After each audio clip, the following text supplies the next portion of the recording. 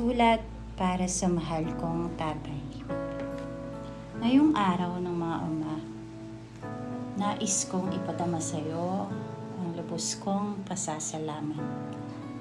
Hindi lang dahil sa araw na ito, kundi dahil sa bawat araw na pinili mong magsakripisyo, magtiis at magtaguyod ng isang pamilya na puno ng pag-asa. Araw-araw, ika'y gumigising ng maaga, bitbit ang pagod ng kahapon at ang responsibilidad ng ngayon.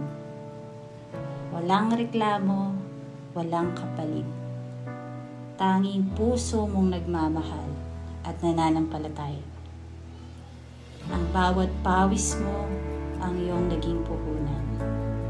Ang bawat panalangin mo ang naging pundasyon sa ating tahanan. Sa kabila ng pagod, pinipilit mong ngumiti.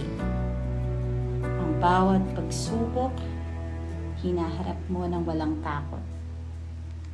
Nakita ko kung paano mo hinaharap ang bawat unos. Kahit alam mong mahirap, hindi ka sumusuko. At doon ko nakita kung gaano ka katatag. Hindi lang dahil sa lakas ng katawan, kundi mula sa pananalig at pananampalataya.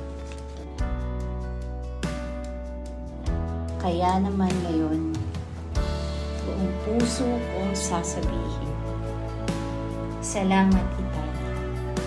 Salamat sa pagiging matatag, mapagpakumbaba, at makadiyos.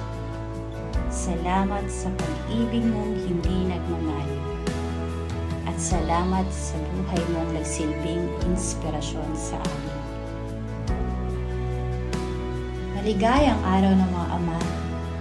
Naway ang Diyos na ating pinaglilingkuran ang siyang magbalik ng lahat ng pagpapalang higit pa sa iyong inaasahan.